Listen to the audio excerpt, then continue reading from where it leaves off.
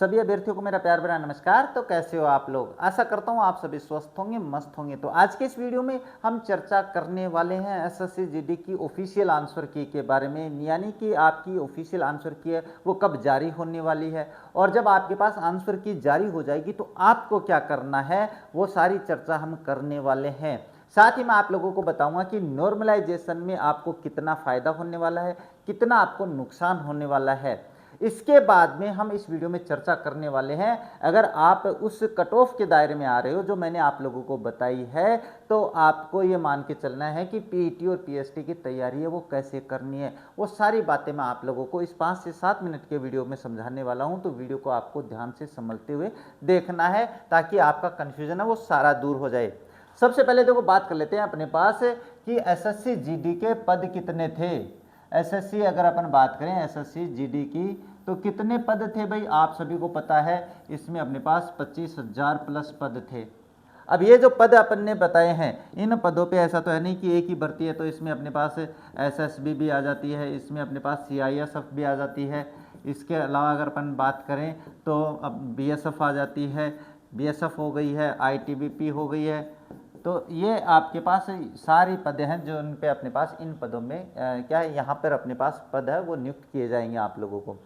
अब यहाँ पे एक छोटी सी बात आ जाती है कि सर आंसर की जो पेपर आप लोगों ने दे दिया भाई, पेपर आपका शिफ्ट में हुआ है, कई शिफ्ट में हुआ, आप पेपर देख के बिल्कुल अपने पास फ्री हो चुके हो। अब चिंता है सर ऑफिशियल की कब आएगी, है ना। ऑफिशियल आंसर की अगर अपन बात करें तो वो कब आने वाली है सर, आंसर की कब आएगी, इसके बारे में थोड़ी सी बात तो बताओ। तो देखो सबसे पहला प्रश्न बता देता हूँ, आपकी ऑफिशियल आंसर की इसी सप्ताह में आने वाली है। दिस वीक अपने पास एसएससी है वो आपके पास जो अपने पास ऑफिशियल आंसर की है वो जारी करने वाला है। जो ये ध्यान में रखना भाई, इसी सप्ताह आने वाली है। तो अगर आपने ध्यान नहीं दिया तो इस बात पे ध्यान देना भाई, और आपको नियमित एसएससी की जो साइट है उस साइट पे भ्रमण करते रहना है। तो पहला कन्फ्यूजन तो आपका दूर हो गया होगा कि इस वीक अपने पास 12 से लेके और 15 तारीख तक आपकी आंसर की है वो जारी हो सकती है। अभी हाल फिलहाल में यही चर्चा चल रही है एसएससी की। अच्छा, इसके बाद में बात करें कि जब सर फाइनल अपने पास आंसर की आ जाएगी, प्रोविजनल आएगी भाई, ये फाइनल नहीं आएगी, ये क्या आएगी, ये प्रोविजनल आएगी भाई। तो ये प्रोविजनल जो आंसर की आएगी, इसके बाद में आपको क्या करना है, तो आपको कुछ नहीं करना है। आपको प्रोविजनल की के साथ आंसर की जो आएगी ना, आपके पास जो आंसर की आएगी उसके साथ आपकी आंसर शीट भी मिलने वाली है।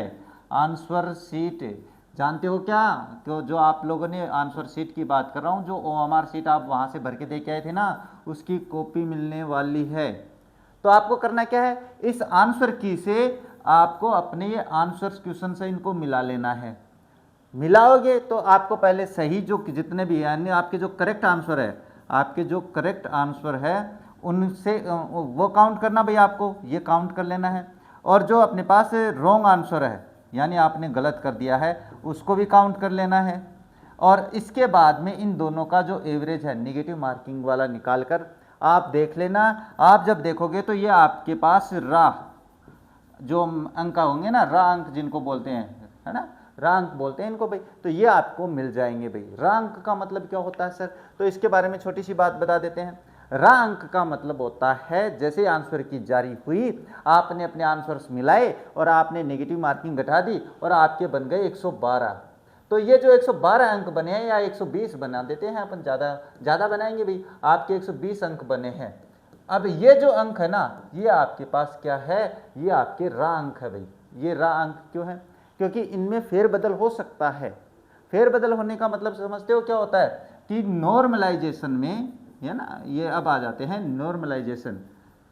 नॉर्मलाइजेशन में आपके पास क्या फ़ायदा होगा, क्या नुकसान होगा। तो अगर मैंने जो आपको बताई थी भाई, जो शिफ्ट बताई थी मैंने अपने पिछले वीडियो में, आपने बहुत प्रश्न पूछे थे, मैंने सभी का आंसर भी दिया था। अगर आप उन शिफ्ट में आते हो जो आसान शिफ्ट वाले हैं, जो आसान शिफ्ट वाले हैं भाई, उनको नुकसान होने वाला है, उनको नुकसान होने वाला है। और जो हार्ड शिफ्ट में थे भाई, हार्ड शिफ्ट मैंने बता दी थी कौन सी है भाई, ये सारा मैंने बता रखा था आप लोगों को। तो ये ध्यान में रखना कि अपने पास जो हार्ड शिफ्ट है उनको तो फ़ायदा होने वाला है और जो आसान शिफ्ट है उनको नुकसान होने वाला है। अब कई कन्फ्यूज़न ये पैदा कर रहे हैं सोशल मीडिया पे आने वाली हर खबर पे इतना भरोसा नहीं करना है, आपको मेरी बात पे भी भरोसा नहीं करना, लेकिन मैं आपको बिल्कुल तर्क के आधार पे बताऊंगा, इसीलिए मेरी बात माननी पड़ती है। आप मेरे जो लेखपाल की भर्ती के बारे में मैंने विश्लेषण किया था वही हुआ, इसके अलावा मैंने अपने दिल्ली पुलिस के बारे में बताया था वह भी वही हुआ। तो ये कहने का मतलब है जो मैंने बातें बताई वो तर्क के आधार पे बताई है। तो आपके पास जो अन्य सोशल मीडिया साइट है वहाँ पे बता रहे हैं कि 15 से 17 के बीच में अंक बढ़ने वाले हैं, ये सरासर गलत है भाई।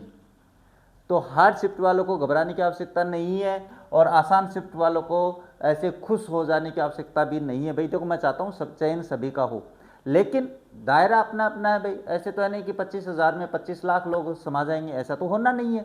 तो ये जो आपको नॉर्मलाइजेशन बता रहा हूँ मैं, ये ध्यान में रख लेना भाई। नॉर्मलाइजेशन की बात जो परफेक्ट साबित होने वाली है, ये आपके पास 5 से 10 तो बहुत मैक्सिमम है, 10 तो आपके पास मैक्सिमम आ जाते हैं और 5 वो मिनिमम है।